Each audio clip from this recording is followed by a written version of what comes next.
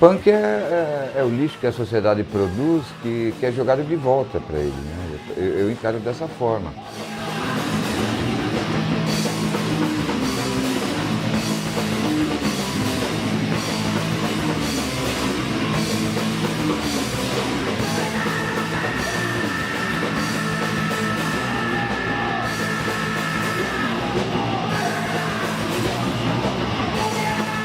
Eu não consigo virar punk, né? É uma condição que jogaram a gente, né? O punk rock é um gênero musical que surgiu na Europa, mais especificamente na Inglaterra, na década de 1970, e que, na minha opinião, representou o último grande movimento de renovação do rock and roll.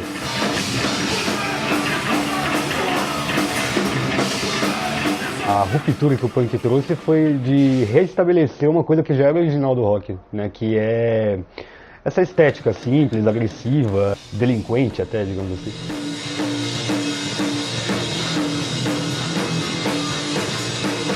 O Pink Floyd são 800 notas numa música, fora uma série de variações. Você não pode fazer isso? Faz uma musiquinha com 4 notinhas, 3 notinhas, e você pode montar sua banda. Essa foi a ideia do punk, simplificar o rock para que ele pudesse ter uma participação maior. Então, quando nós falamos em punk rock, nós falamos em uma proposta musical, mas nós falamos também numa proposta, numa postura de uma parcela da juventude perante as demandas sociais. Naquela época fizemos uma música em homenagem não apenas a esses 3 operários assassinados, mas também a todos os mártires da classe operária, aos fuzilados da CSN.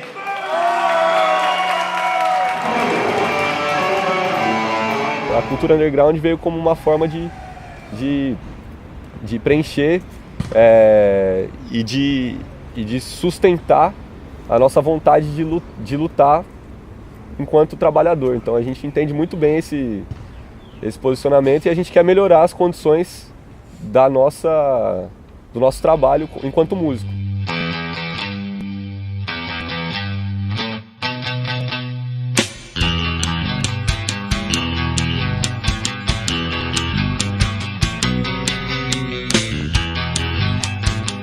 Justamente nessa época, 77, 78, é o momento que chega aqui no Brasil as primeiras informações sobre o punk rock, que originalmente tem as suas origens na Inglaterra, né?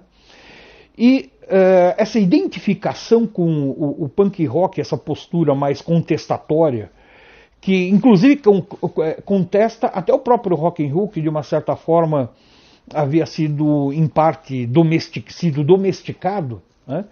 Então essa postura mais contestatória, então era uma linguagem que nós de alguma forma estávamos esperando, né? ou que pelo menos nós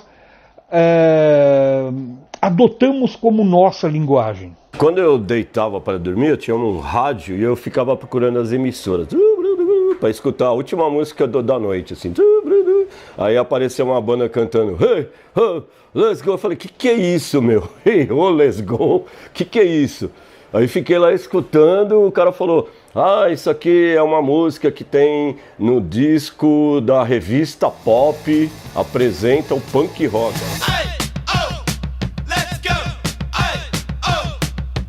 Quando eu ouvi aquela famosa coletânea que saiu aqui no Brasil, a revista Pop apresenta o punk rock, que saiu em 77, se não me engano, que foi a primeira vez que o público brasileiro tomou contato com o som dos Ramones, Sex Pistols e Ultravox, e aquilo ali pegou a cabeça da gente e fez assim, ó.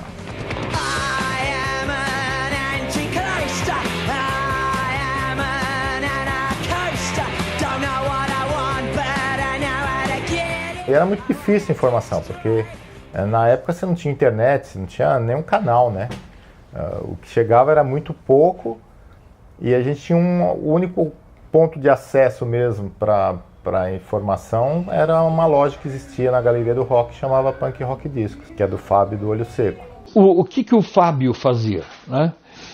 Ele gravava os discos em fita cassete, fazia uma capinha de Xerox e vendia para a molecada. Então você não tinha dinheiro para comprar o vinil, mas você tinha dinheiro para comprar a fita cassete. A loja do Fabião, ele chegou a ser uma espécie de point, onde a molecada se juntava na porta da loja, né, para trocar ideia, trocar informação, etc. Né?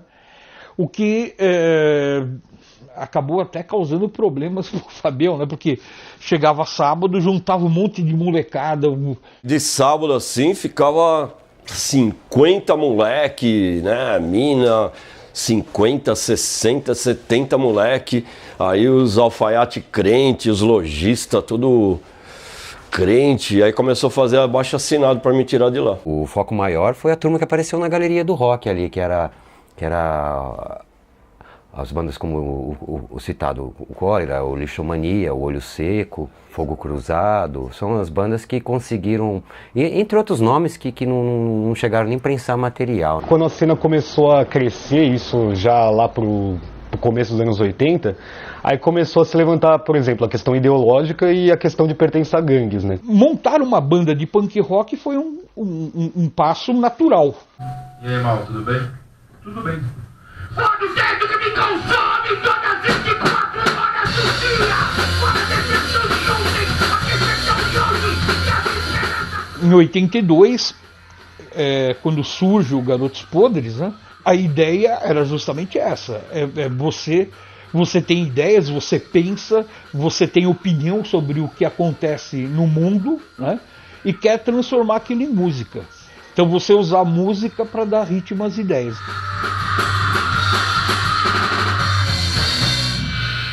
Fora tudo isso, tudo bem. A música punk surge primeiro da emoção que você tá... Toda música surge disso, né? Da emoção que você sente. Mas, assim, eu acho que do que você quer falar, né? Você quer gritar alguma coisa, a primeira coisa que você quer fazer. Você quer, tipo, gritar algo, velho. Tipo, foda-se o sistema. Então começa aí, tipo, a melodia, ela não vai vir um foda-se ao sistema, com foda-se ao sistema. Você vai falar, foda-se o sistema. Então é um acorde já, você já sente o bagulho, né?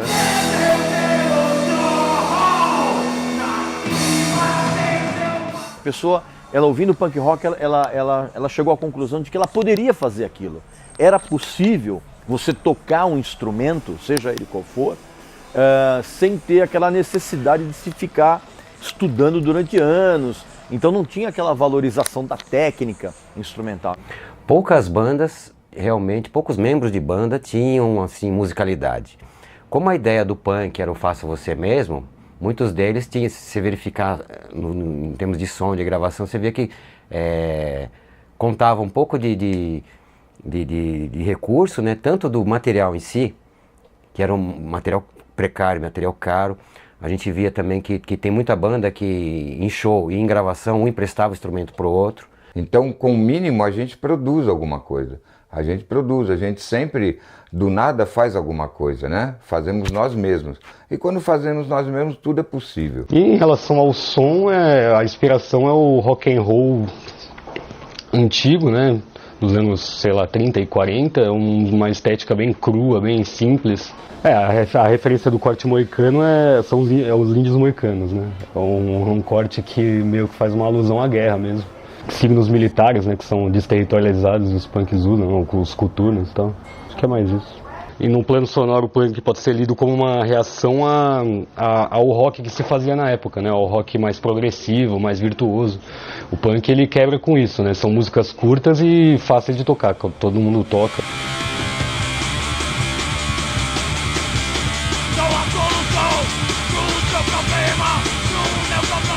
Então esse aqui é o primeiro disco de punk nacional do Brasil, né? Primeiro disco. Então foi difícil, né? Pra gravar era difícil, cara. Foi bem difícil. O primeiro disco mesmo que saiu, que foi o Grito Suburbano, com Cólera, Olho Seco e Inocentes, foi assim uma coletânea de não só das bandas no disco, mas sim de todo mundo trabalhar junto em prol daquilo poder acontecer. Ela foi gravada pelo Fábio, né, do Olho Seco. Então ele colocou as bandas lá, Olho Seco, Inocentes e Cólera. e gravou as bandas, nesse Gravodisc, né? Então o estúdio assim, era para crooner, né? O cara chegava lá, cantava e tinha orquestra. Para gravar 4 pessoas juntos, assim, tocando junto, eles não estavam acostumados. Então não tem essa prática de gravar. Então o disco saiu do jeito que tinha que sair, daquele jeito, com a distorção que tinha que sair, o que tinha para fazer na época, né? Então esse foi o Grito Suburbano. Todo o projeto, assim, os shows, era uma época assim, super importante e que o Brasil estava carente e necessitando que os jovens gritassem por uma liberdade e tivesse essa abertura para o movimento, que tanto que em 82 foi o auge assim, do movimento.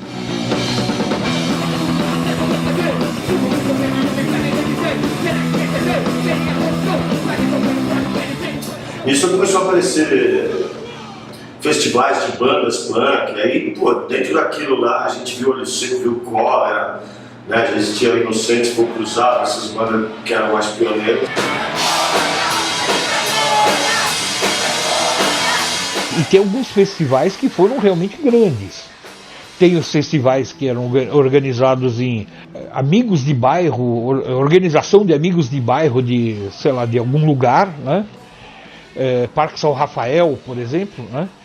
Que eram coisas menores, mas você tem alguns eventos grandes, como o Começo do Fim do Mundo no Sesc Pompeia. O Começo do Fim do Mundo foi importante a gente ter participado, porque foi a reunião de bandas de todos os setores, né? De todos os lugares, com as 20 bandas, se eu não me engano, participaram. 20, 19 só saíram no disco, né?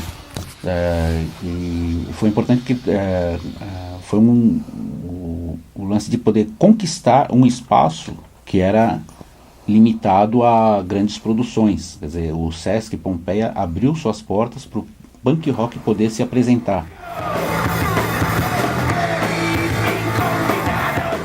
Então, o que eram os festivais no início do punk rock? Era uma forma de você fazer uma organização coletiva, né, de um evento. Então, juntava várias bandas, que significava atrair público. Parte do público era, inclusive, o pessoal das outras bandas, né? E também uma forma de você juntar equipamento. Ninguém está aqui para fazer um som, não. Nós estamos aqui para fazer um movimento, não é não? Então a gente escrevia muito, eram desabafos juvenis, eram muito textos existencialistas, sabe? Que a gente lia muito também. Lia muito os existencialistas, Hermann Hesse, a filosofia com o Nietzsche mesmo, né? Existencialismo, o Jean-Paul Sartre, a gente lia muito nesse tempo. Então os nossos textos eram isso, eram desabafos juvenis, eram letras existencialistas, falando do mundo, falando da escola, falando da repressão em casa, sabe? Então eram textos assim, né? Então a gente basicamente falava isso, né? Depois que começou a vir o protesto em si, quando entrou o anarquismo, né? Aí começou a se levantar, por exemplo, a questão ideológica e a questão de pertença a gangues, né? Que eram duas questões que antes não... A questão de pertença a gangues não entrava em questão porque se tinha gangues. Não se levava em questão não se estar numa gangue. Então aí passou a se ter brigas por pertencer ou não a uma gangue e por pertencer ou não a uma dada filiação ideológica, né? Começaram a surgir os punks mais ligados ao anarquismo mesmo, né? Porque até então não era uma ligação explícita, né? Havia um espírito anarquista, digamos assim, mas não havia uma proposta anarquista propriamente dita. O acesso à informação era tão limitado, e a gente era moleque, né? Por exemplo, teve um filme que passou no Brasil, que é Warriors, que é um filme de briga, de gangue, não tem nada a ver com punk rock. Na época, o pessoal viu aquele filme como um filme ultra violento. E como o pessoal tinha pouco acesso à informação, começa a achar que aquilo era punk rock. É coisa de gangue, de briga de gangue, etc. Então começa a surgir em São Paulo, no ABC, várias gangues, tal, cujo objetivo era arrumar briga. A partir daí começam a ter pessoas dentro da cena que começam a reivindicar para si esse discurso mais anarquista, mais abertamente anarquista, e ao mesmo tempo outros que olhavam para aquilo e achavam isso um modismo e achavam que E mais pra frente, esses foram os caras que acabaram virando mais próximos aos skinheads, assim, né? A partir de 82, né, 83. E tinha poucas bandas de punk rock mesmo, né? Já começava a ter mais de hardcore, né? E se afastar por causa da violência também, né? Porque as gangues estavam muito violentas nessa época, né? E os caras queriam se afastar disso, queriam ser mais música mesmo, né? Fazer mais essa coisa que estavam fazendo os punks ingleses, os americanos também, que estavam começando lá com o Dead Kennedys e tal, né? Então foram mais pro hardcore. O hardcore foi um distanciamento mesmo do punk nessa época. Quando eu comecei a fazer meus rolês, as bandas praticamente tinham moiado. Tinha muita treta também, teve uma sua fase legal, mas teve uma fase também difícil que acabou prejudicando a própria cena na época, né? Então foi limitando lugares para tocar. E quando a gente começou essa nova cena que surgiu, que foi nos anos 90, começo dos anos 90, não tinha mais banda. A única banda que não parou na época era o Ratos de Porão.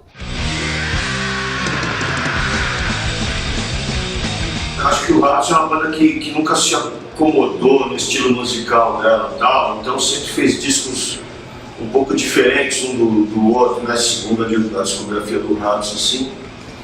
E a gente, cara, sei lá, porque o Ratos, desde o começo, já começou como hardcore, uma banda hardcore.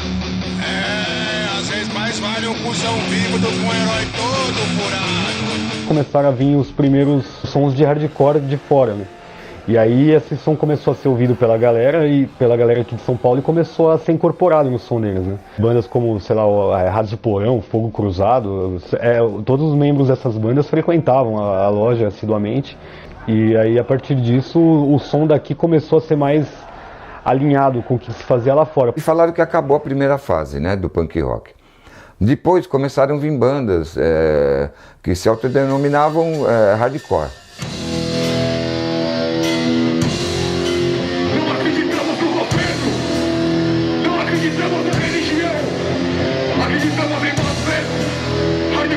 A hardcore seria a parte mais, né, fudida, a parte central, a parte que daria mais energia para o punk. Porque as bandas de 77, muitas viravam new wave, ia para o lado mais comercial. Teve essa primeira fase e aí, na verdade, teve depois o pós-punk. O pós-punk, na verdade, foi uma derivação do punk original, mas já com aquela abordagem dos New Romantics, né, da chamada New Wave. Porque, na verdade, assim, a New Wave, todo mundo daquela geração da New Wave, Duran Duran, todo aquele pessoal tecnopop, esse pessoal veio do punk. Mas, na verdade, chegou uma hora que o punk começou a se esgotar como movimento. A banda Inocentes é um punk rock estilo inglês, o Cólera é um punk estilo não sei o que, o Olho Seco é hardcore. Eu falei, nossa, mas a gente faz punk, não é hardcore. Aí eu fui ver, é que é um som mais rápido, né, mais barulhento, então lá fora eles falam que é hardcore. O hardcore, ele foi assim uma difusão mesmo do movimento punk, assim. Não tem diferença em letras e nada, é mais mesmo a forma de execução.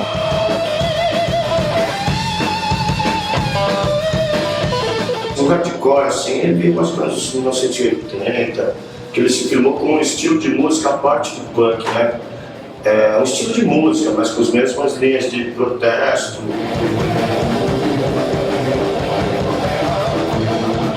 O punk hardcore, ele tem uma diferença básica com relação ao punk rock normal, que é a velocidade do andamento das canções, você tá entendendo? Tudo é muito rápido, tudo é muito urgente, tudo é muito... É um fogo que queima muito rápido. Então essa é a diferença. O hardcore é uma música punk também, né? A diferença entre eles, a meu ver, é mais estética do que qualquer outra coisa.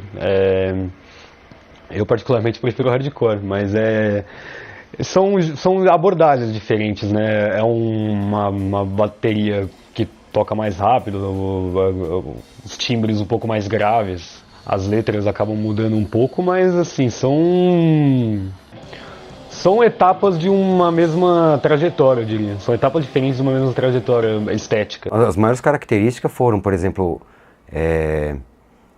os ideais ligados com a sociedade em si, sem a violência. Por exemplo, apareceram grupos que não estavam mais interessados em violência, outros que surgiram com ideias de não às drogas também, né? Porque sempre que falava em punk tinha essa analogia, e tem até hoje, né? De coisas particulares, né? Que é droga, sexualidade, tudo ainda tem.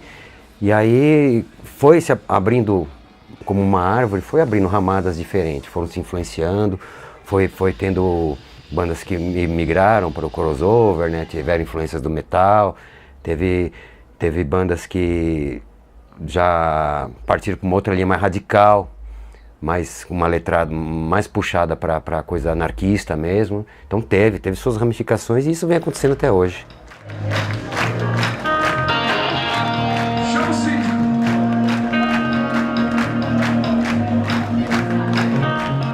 Na verdade, o Hangar veio num momento que fortaleceu a cena, né? Então eu tinha várias bandas boas e que não tinha uma cena muito formada, né? E quando você tem um local que todo final de semana tem show, que as pessoas podem ir lá, que vão saber que tem show, que os shows começam cedo, acabam cedo, que você compra camiseta, você compra CD, você compra, né? Naquela época vendia muito CD. A ideia de montar o Hangar foi uma ideia de ter uma estrutura básica, né? Justamente para facilitar isso para o músico, né? O cara vem, tem amplificador, tem um PA, tem um técnico, tem luz, né? Tem que fazer um show mesmo. O cara, naquele momento, ele fala, pô, eu fui considerado um artista, eu fui tratado como tal, né?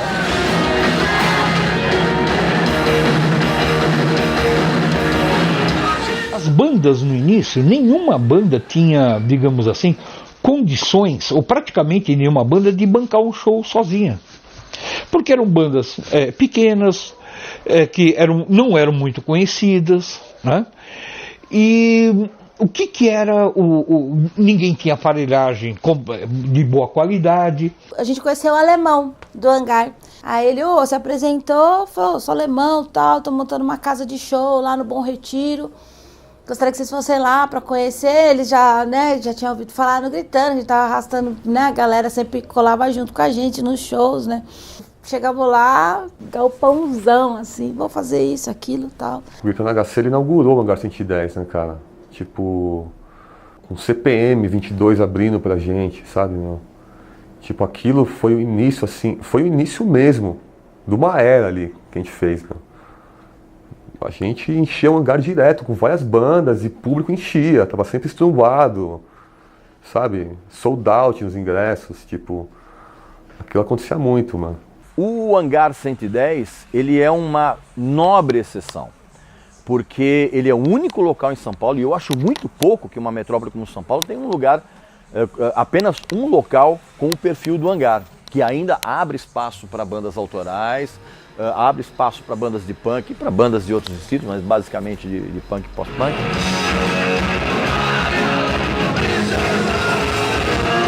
Punk paulista, tem bandas que surgiram como punk, né, na verdade, e partiram para o rock, inclusive. Tem bandas que hoje você conhece tocando em rádio e ele tem um histórico vindo do punk. Então você vê que tem as bandas que pertencem ao movimento e tem as bandas que a gente chama de post-punk, né, que eles partiram para um rock underground ou mesmo para o rock de rádio aí, e com o pé no punk. Isso a gente sempre vê, sempre discute.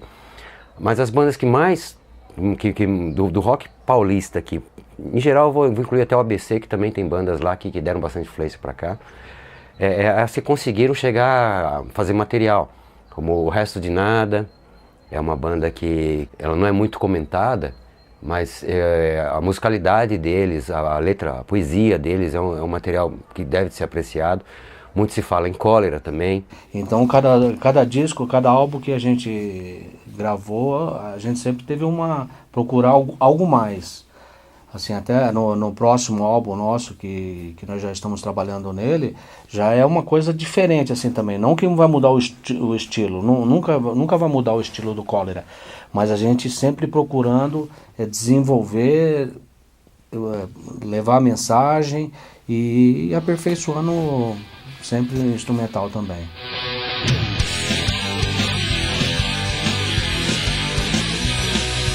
Ratos de Porão é uma banda que teve várias fases, e ela identifica bem esse processo do punk, né, que eu estava explicando anteriormente, sobre mutações e e parceria com outros estilos.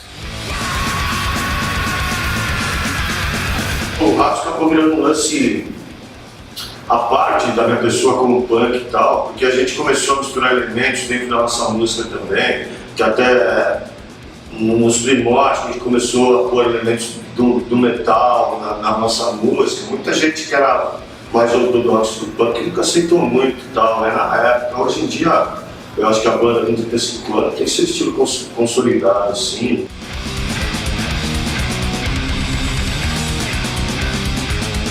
Também temos o DZK, que é uma banda do ABC, que tem um nome muito conhecido, já não só aqui como para fora também essas bandas.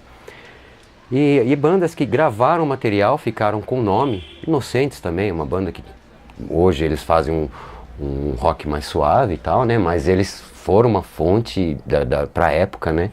Eles foram sustentação para coisa. E basicamente são essas bandas assim que realmente conseguiram produzir material. Lançar LPs e praticar eventos.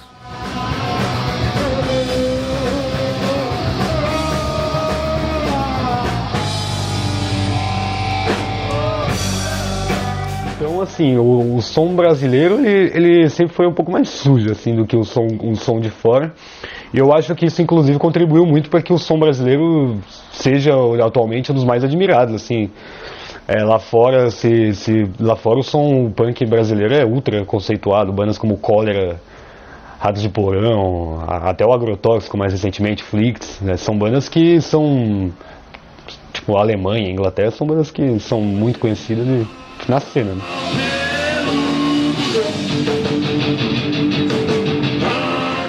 Eu vejo que existem bandas no movimento que ele não precisa dizer que ele é punk. Ele não precisa ter um som feito para punk. Ele consegue fazer um som que ele seja mais abrangente.